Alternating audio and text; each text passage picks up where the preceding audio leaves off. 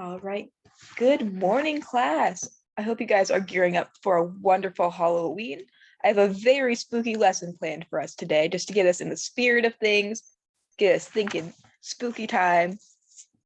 Today, we are going to learn about Gothic literature. Now, I can hear you guys groaning, thinking to yourselves, ugh, not more English old-timey junk. You don't want to hear it too hard, whatever. But hear me out.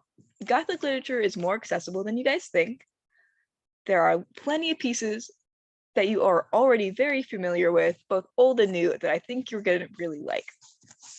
There's, of course, Dracula. If my slide will change, there we go. Dracula by Bram Stoker, without whom we would not have Twilight. And we all know, we all know how important Twilight is to our culture.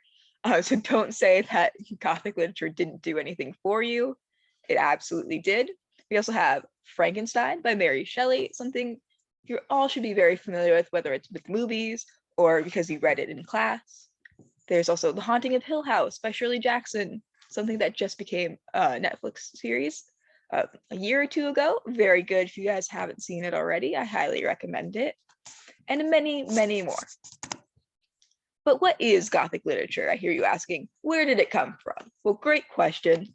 It first started to emerge in Britain in the latter half of the 18th century as a subgenre to Romanticism. It really contrasted with the Enlightenment era's ideas of beauty, of nature, trust in science, blind faith in reason. The Goths were more focused on evoking the thrills and emotions from their readers, really focusing on the frailty of human nature. In short, they were edgy, very punk rock. Mary Shelley, the author of Frankenstein, carried around her dead husband's calcified heart with her everywhere she went years after he died. We're thinking these type of people were the ones writing Gothic literature, very edgy. But now it's seen more as a subgenre to horror, more spooky, scary.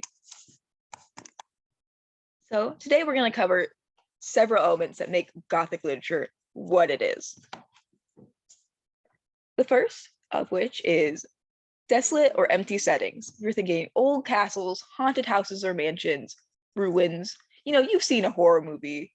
It never looks like a bright and happy place. And then next is visions, nightmares, and prophecies. Seeing the future, being able to say, oh, bad things are going to happen, ominous warnings, things like that. And of course, hostility of weather. This is fog, mist, storms, thunder, lightning.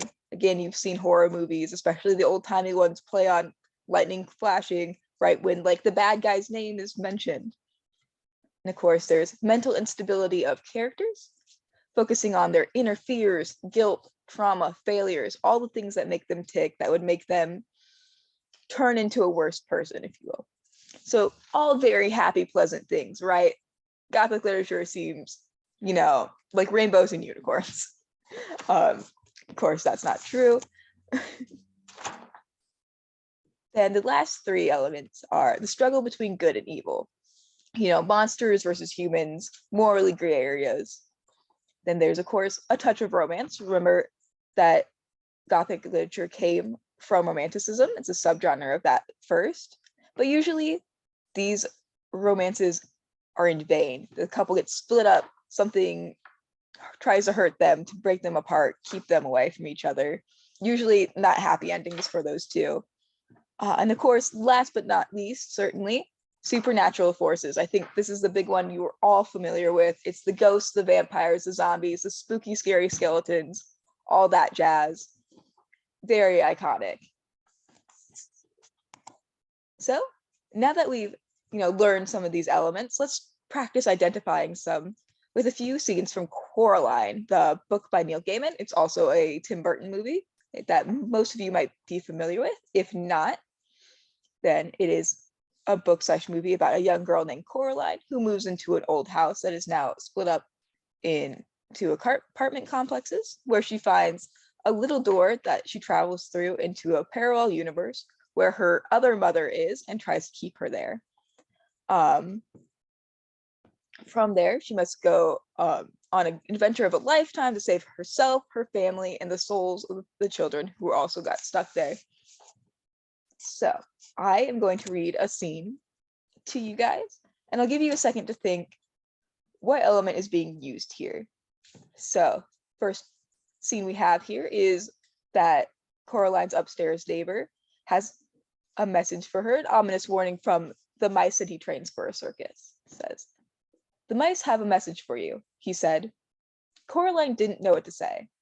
"The message is this: don't go through the door." He paused. "Does this mean anything to you?" "No," said Coraline. The old man shrugged. "They are funny, the mice. They get things wrong. They got your name wrong. They kept saying Coraline, not Caroline. Not Caroline at all." All right, I'll give you guys a second to think. What element or elements do you see here? Think about why they're using this element. All right, for me, the biggest one here is visions, nightmares, and prophecies, specifically prophecies. The mice are telling Coraline, don't go through that door, knowing full well she probably is, but they're trying to give her a warning that bad things will happen if she does. All right, let's do one more here. This is a scene from later in the book when Coraline is put into a dark room, locked in there by the other mother because she's disobeying her, and she finds the souls of the other kids who are there. She felt a cold hand on her face, fingers running over it like gentle beats of a moth's wing. Another voice, hesitant and so faint. Coraline wondered if she was imagining it. "Art thou alive?" "Yes," whispered Coraline. "Poor child," said the first voice. "Who are you?" whispered Coraline. "Names, names, names," said another voice, "all far away and lost.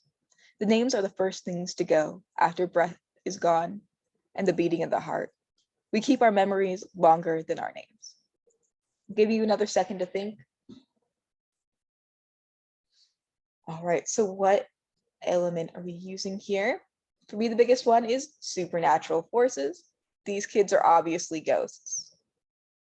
So which is, big and major, easy to identify. So now that you've gotten a little bit of practice, identifying Gothic elements, your job now is to fill out this Google form. Very easy homework today. All you're going to do is fill out this Google form with 2 elements that you learned from today's lesson. Easy peasy lemon squeezy, right? You guys go out and have a great Halloween, have a great weekend. I will see you at the beginning of the week.